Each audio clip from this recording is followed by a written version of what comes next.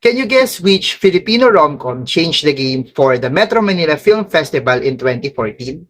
Back when the Metro Manila Film Festival was dominated by big comedy, fantasy, horror, and action films starring big names like Vic Soto, Ay de las Alas, Chris Aquino, Bong Revilla, and Vice Ganda, one simple romantic comedy unexpectedly stole the spotlight.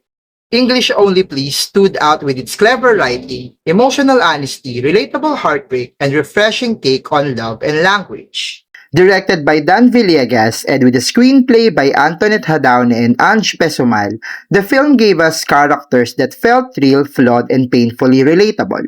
Jeneline Mercado and Derek Ramsey's chemistry carried the film with so much charm that audiences couldn't stop talking about it long after leaving the cinema. The film didn't just become a critical darling, it made history.